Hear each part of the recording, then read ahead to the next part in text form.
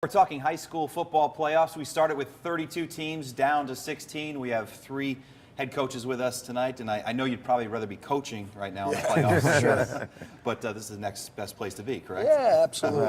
All right, with us, Steve Philippone from Hand of Madison, Reggie Lytle from Hillhouse High, and Tom Unger from Guilford. And guys, I guess we'll start right at the top in Class Double-L. 6, 7, and 8 seeds get through to the semifinals. Some people might be surprised by that, but you guys are not. No, I mean, personally, I'm not. I especially when you look at Prep and West Haven both, coming through a very tough SEC schedule.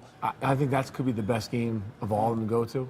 I do wish they were staggered times so we could check a couple games out. Yeah, right. But talent level on that field is just amazing. With Irvin Phillips from West Haven, Jesse Ridgway at linebacker, and then the Prep guys. I mean, the kid Kroll at inside linebacker is unbelievable. We didn't get to play Prep, but we get to see them on film a couple times. And they look like a small, look at Division III school. Being an SEC guy, I'm hoping West Haven, but I think Southernton and West Haven in the final is going to be the game, the championship game in Double-L. Your prediction to win Double-L? Wow, you put me on the spot. You won't get on the spot, so you're not the only one. Don't worry.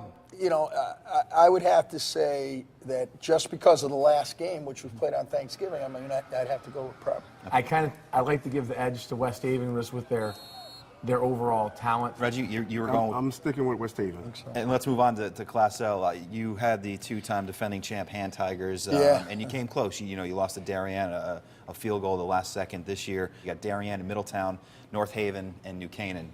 I think the L division is really the most competitive of all of them. All 4 of those teams clearly deserve to be there. 2 really wide open passing teams in New Canaan and Darien, and 2 teams that really would much rather run the ball. North Haven with that single wing offense, and Middletown with maybe the Gatorade Player of the Year. Reggie and Tom, I'll start with you, Reggie. I know you both played in North Haven this year. How frustrating is it to play a team like that is going to try to run the ball down your throat, and a lot of times are able to do that? Up front, their line is very strong. They like pounding. Mm-hmm. They got a big, strong fullback. It's an old-fashioned type offense that they run. And they're a physical, big, strong team. I think Coach Sagnella has tough kids. Mm-hmm. They like to block. They like to lift weights. He has some fast athletes, and he has some big, strong kids. I think he's doing exactly what needs to be done. And Reggie, I'll start with you on this one. Pick a winner out of L. I'm saying North Haven, but my dark horse is going to be Darien. I want to see the SEC win. I want to see Coach Sagnella get it done. Mm-hmm. But if New Canaan's at full health and they have all their weapons available, I see them finding a way to stop North Haven. New Canaan, when they're playing at their best, maybe one of the best football teams that I've ever had to coach against. Now we'll move on to M. You have Brookfield and Valley Regional Alliance playing in St. Joe's Barlow. St. Joe's bringing back a lot of returning players. We played them for the state championship last year. That's probably my favorite, to win it all. That's the thing we mentioned yet. The teams that seem to be doing the best in this playoffs are the most battle-tested teams. So I kind of have to give the edge to St. Joe's. I know Brookfield. They've been there several times. Valley, this is kind of a new thing for them. I wouldn't be surprised to see Brookfield pull off an upset. And I think in the lower half, St. Joe's is favored to win the whole thing. Let's move on to S, where you have Ansonia going for a 3rd consecutive state championship, a 3rd undefeated season as well. You have Bloomfield Woodland, Ansonia Rocky Hill. When you look at the S division, you look at Ansonia with the team they have this year, with the great running back, Arkeel Newsom, and with everything else, that I can't imagine anybody beating them. Now you're an opponent. You're planning for Ansonia. They're going to run the ball to Newsom. Right. Is there anything you can do? It's fundamental football. I mean, they're running power, they're running counter. Yeah, absolutely. You have to match their physicality. The games are won on the line, and Ansonia's line, they just dominate everybody they played so far, and I don't see anything changing. Chargers across the board, you think, in S? Yes. I think so. Okay. Well, I can talk football for a while. That's why we have SportsEdge.com. So we're going to flip over to that in a minute. But we're done on TV for now. If you want to hear more, go over to SportsEdge.com. All right. So individually, it's a team sport, obviously. Right. But I'm looking forward to seeing some of the individuals playing here. I mean, I've seen Phillips play a lot. You guys have got a healthy dose of Irvin Phillips. Oh, yeah. The Dario Highsmith kid is a terrific player, as you just mentioned. Newsom, we've talked about. There's so many great, talented players in the state. Are there 1 or 2 individuals you guys are looking forward to seeing play this weekend that you haven't seen in person yet this year, maybe? Well, for me, like I say, and I think Class L is the most, being a Class L guy, I think Class L is the most intriguing one. And having seen 3 of those teams, I'm very interested to see how Middletown and Highsmith stack up against a very good FCAC team who plays really good defense, solid technique by all their, the guys up front. The guys up front don't make mistakes or many mistakes at their end. So if you are going to be relatively one-dimensional, I mean, Middletown can throw the ball, but if you're relatively one-dimensional, they're gonna get ready, and they've been getting ready for spread teams now for like 3 weeks because they played New Canaan and us, and now Middletown's kind of a spread team as well. So I think they're gonna if he can pull it off, if Highsmith can have a day, then they can win the game, and he can establish himself as somebody who deserves to be in the high status that he's been placed in with the Gatorade Player of the Year. But we'll see. That's why they played a game. Individual for you, Reggie? Well, not really. I'm not really interested in team ball. Looking at Bloomfield, is this the resurgence of Bloomfield again? Right. The kid Highsmith, I agree with Coach everything he's saying. That's probably the one individual. But I'm a little more focused on the team effort with Bloomfield. See if this is the resurgence of Bloomfield again. So it's going to be interesting. And for you, Tom? I think this time of year I like seeing the guys that we played.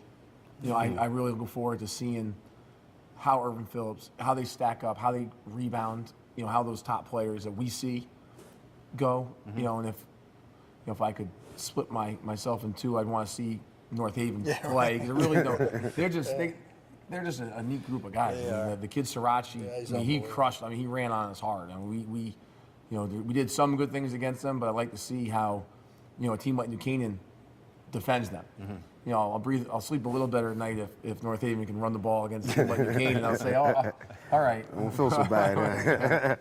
The playoff structure, it used to be 6 teams would win state championships just 4 to 5 years ago, and we're now down to 4 champions in double L, L, M, and S. Is that scenario in your mind working, gentlemen? Steve, I guess I'll start with you. You've been around for a while. You're still a very young man. Yeah, sure. Well, I've been through, as I said, I've been on that committee for a number of years, and we've been through like 3 different forms of the playoffs. And this one, I think, is the best, clearly, of all the ones that we've had, because the key is involvement. So we're getting more teams in. Now, is it a perfect system? Absolutely not.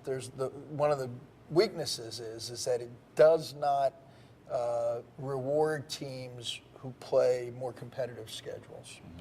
Consequently, teams like Shelton, teams like Foreign, they're not in the playoffs. Where there are teams in the playoffs who clearly don't play as competitive a schedule as they do. Now, the thing is, do you want to eliminate those teams and somehow find a way to get those teams that are more competitive in? Or do you say, we're about participation? Here's the argument we always have. Every other sport in the state of Connecticut, you got to win 40% of your games. You can be 4-6, and in the state of Connecticut, it is possible for a 10-0 football team not to make the playoffs. I think that expansion of some kind is probably a reasonable thing to look at. Maybe something with the co-ops and the tech schools, to put them together into a division of their own where they could compete for a state championship, which would open up probably this year 5 spots for other teams, or the super division, or whatever you want to call it, where you would take the top 8 teams using some criteria that we'd have to figure out. You take those top 8 teams, pull them out of the class playoffs, and let them play for that number 1, so to speak, crown. The argument against that, of course, is that diminishes the L, the M, the double L, and the S. I think that if I were the 10th ranked team in L, and they took 2 people out of L, which allowed me to get into L and compete for it. And if I were to and be fortunate enough to win the L division, I certainly wouldn't feel as though I had some paper state championship because I didn't win the big one. Right. You know what I mean? Right. I think for a kid to win a state championship is win a state championship, and we're going to create 8 more spots by doing that. So I think one or the other, get 8 more teams in, and let's see how that thing works, and then look at it again down the road. Yeah, I agree with you 100%, especially with the technical schools. Putting them in a separate bracket. And because when you look at all our schedules, SEC, then, we could go, we battle out every week. We could go 9-2 or 8-2. Then you have a technical school who all they do is play each other. Right. And, bounce somebody out who probably deserved to be in. So do you coach differently in that situation when it's a point system like that? I mean, how does that factor your coaching? Because there's no margin for error. Yeah, you coach to win. Yeah. You coach to win straight across. Well, a big argument this year was, a lot of coaches in our league, when our league's leadership decided to take on the FCAC, the argument was, isn't it hard enough already? And if you look at it, West Haven got a loss there, which put them back to the wall for the whole year. Right. We got a loss there that put us back to the wall for the whole year. Prep got a loss there that put them back to the wall for the whole year. North Haven's the only playoff team from the SEC that won the opening week. Right. So, you when you're in this league, and I think that it shows the level of commitment to playing the best football we can, that our league went out and said, we're going to play against the next best league and make a lot of people angry. But we're going to go play. We're going to go find the best competition we can find. And we matched up almost perfectly in terms of numbers, and we're gonna put our playoff hopes on the line week 1. Exactly. And Tommy played a great game against a really good Wilton team and ended up losing by a point, right? Right. So I mean, you guys took on Darien Darien first game, yeah. and Took 2 days and got a loss. But you guys weren't able to finish those games the night of, Our right? game, they moved our start time to 5, and we You guys did get got it finished. We played on the Wednesday before. And we ended up going back the next day. Right. At 2 But that's o'clock. one of those games, though, that we could, you really put yourself in a bind. And we're a team that we're scrapping for every win we can get. We're happy to play more competition. I think it was a great football game. Right. They're a good team, though. Their record might not indicate, you hate that mentality sometimes, but their record, I don't think, truly indicates Doesn't. how good they are. They played everyone on their schedule They're tough. they're in the same group that we're talking about. Guys who play a team that can beat them every week. Well, and you mentioned West Haven. I know they were leading their game. They had to go back 4 days later, and they felt like they had the momentum. They went back and they lost the game. That could be the difference of them being a 6 seed and maybe a 2 seed or a 1 seed. And that is there any talk about playing those games but not counting it against the Well, the points? CIC would never let that happen. Okay. If you play it, it counts, and and that's the way it'll always be. But I still think, even with all that being said, that those games, in a way, are beneficial as well. Yes. So, we all lost that game. We became a better football team because we played New Canaan. I think probably you guys became better football teams because you played those guys. It taught our kids early on, this is what you're going to have to do to win. Right. You know what I mean? These are the kind of teams that, these are the guys you're going to see in the playoffs. These are the kind of teams that you need to compete against. So it's a beneficial thing as well. Yeah, you might take a hit and get a loss, but there's a lot of growth that can come from a really well played game. Ironically, these guys played good games against good teams. We got smoked, I mean, it was crazy. But I'll tell you what, it taught our team how to win. Right. If we would have played if we'd have been in a different situation that week, maybe playing, say we went out and got a team that we knew we could beat, and we won that game, it wouldn't have taught us anything, and we probably wouldn't have been able to pull it together the way we did to win games later on. So We'll hit on a couple more subjects. One thing I think about is there's a lot of football being played Thanksgiving, the Tuesday playoff, the Saturday semifinals. Is that too much for the guys? Tom, I'll let you. And we don't have a league championship game. I think some of those situations, and Sony might have to play 15 games in a high school season. You can, that's a lot of football. And if you're a school, that's where, like I said about Sony before, where a team like that could run into some trouble. If they get one of their key guys nicked up because they're not getting some of that rest, that could be an issue if you don't have great numbers.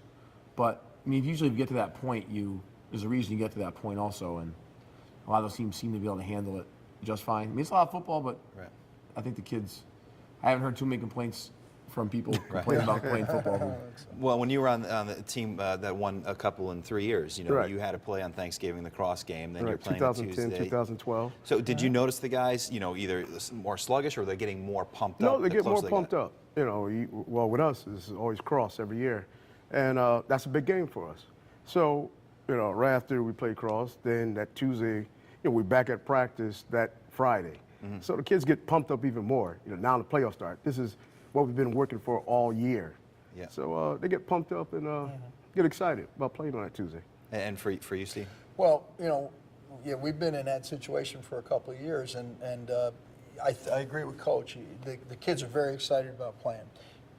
That's their emotional component, but there's a reality to the grind, you know, in terms of just the physical nature of the game and getting after it. I think it does take a toll. You know, originally we had hoped that the CIAC would consider moving things forward and you know, it was sacrilege to even talk about not counting.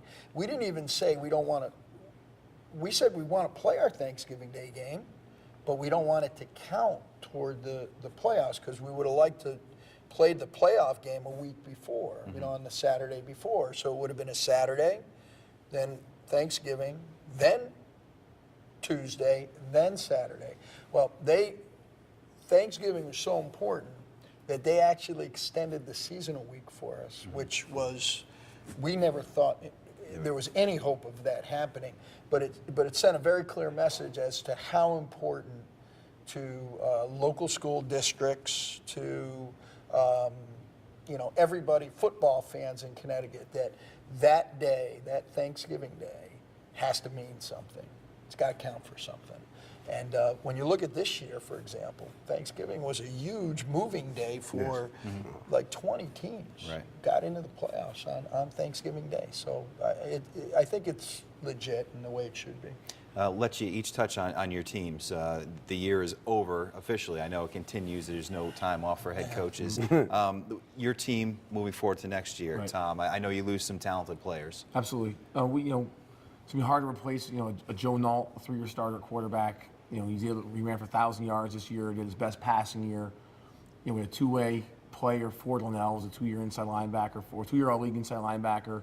You know, a couple other really solid kids. You know, 2 of our linemen. We lose 3 starting linemen, which for us is big because, you know, we're an L school, but we have so many opportunities for the kids to do other sports.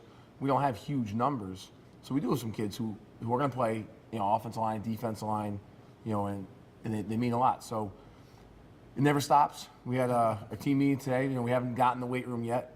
I need to take a little break this year for maybe a week and a half, maybe 2 weeks, a week and a half this year, I guess. So next week we're right back at it, and you know, we do bring back some good young talent. We had a receiver, Tony Pensa, who kind of established himself a little bit this year with 10 touchdown catches. But it's going to come down to we can develop the line has to develop, and that's the fun part. This is sometimes the fun piece of it. You challenge the kids to replace those guys. You know, you try to say that, you know, tradition and that devotion to being great doesn't graduate. You know, they didn't those players graduate, but what they left behind shouldn't graduate. And I know some of your youth programs had some success this year too, so that bodes well moving into the future, I think, as well. Yeah. And for you, Reggie, you lose arguably one of the all-time greats to play at your school in Harold Cooper. Yeah, Harold Cooper. What does your squad look like coming back next year? The line, you know, believe it or not, this year we didn't have a senior on the offensive line at all. So up front, we're going to be bigger, stronger. I got some other running backs that's going to come up. You know, everybody think Cooper's gone, and we're going to be fine. I got Jalen Gardner, my defensive tackle's coming back. He'll be a senior. So we will be in the playoffs next year. Okay. I'm pretty sure every coach is going to say that. Right. But I guarantee you we will be in the playoffs next year. And our line's going to be bigger and stronger. A little inexperienced this year up front, even though I had Harold Cooper. But like I said, you win games up front on the front line. And we're going to be able to move some people around next year. And Steve, it seems like every year that you're in the hunt. Yeah. Well, we had a young team. We had some great senior players, and Ian Dealey, our big nose man, was a great player. All 4 of our wide receivers are seniors, and the 2 Rogers boys were keys to our defense. And there are a number of others. We had 9 seniors that played, but we did start 7 sophomores, which to us is the most I've ever started in 25 years. And we have all 5 offensive linemen back for the first time in my career as well. We've had 3, we've had 4, but we've never had all 5. And we think we fell upon a running back, and Tommy unfortunately got to see it firsthand. Yes. Our starter, Connor Dowd, who was rushed for over 1,000 and was a great running back for us, he got hurt, really couldn't run very much the last 2 weeks.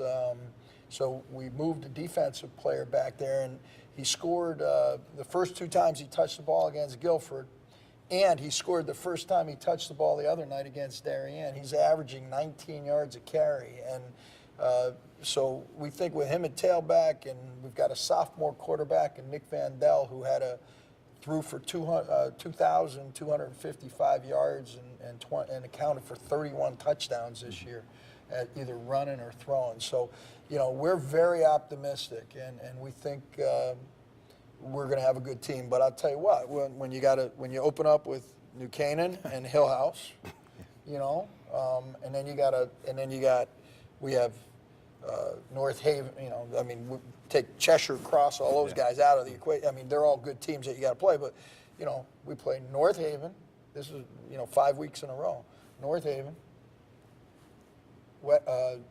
North Haven, Fairfield Prep, Xavier, West Haven. Wow. In a row. So I don't care how good we are. I think we'll be good, but I don't care how good we are. Yeah. It would be very easy for us to lose 3 or 4 games in that stretch, and it could be another struggle. Now, last thing, we'll kind of bring this back full circle. These 4 teams that are going to win state championships, sometime next weekend. You all start lifting weights a week from now to get ready for the next season to win a state championship. It's a hard thing to do. Just how difficult is it? I know you guys have had some success. Tom, I know you'd love to win one with your team. How hard is it to win a state championship? It takes a total commitment from so many different levels. You're only as good as your players and your coaches. I think any coach who's the top coaches and top teams here are going to have that continuity with their staffs. I look at what Steve has done over at Madison, and the continuity there. 2 head coaches in the history of the program, phenomenal assistant coaches who I'm sure are putting in countless hours for him behind the scenes. Yep. I look at North Haven with Coach Sagnello. He's had the most unsung people on that list of his coaching staff. He has a group of guys that have been with him just about since he's been there. Yep. Guys who could have been, Alex Velarde, guys who could have been head coaches at other places, but are staying there and seeing the process through.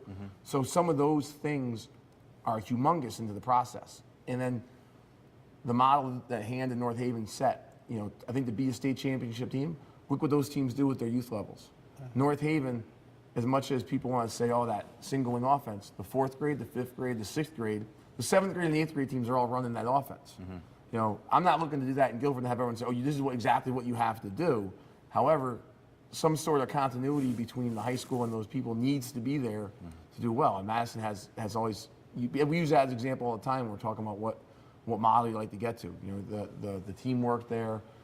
And I think you win state championships long before December 13th and 14th. Absolutely. Want to add to that, Reggie? Yeah, commitment, again, with the assistant coaches, very important. Everybody get along on the same page. But more importantly, the families. I think all 3 of us are married, and we have kids. And that's a it's a struggle. Yeah. At Yeah. time, you know, family, you got to put your family time in. Right. Plus, you Strong know, support system at home. exactly, For sure, yeah. exactly. So that's, you know, that's a big part of getting to that point and continuing and having that support at home.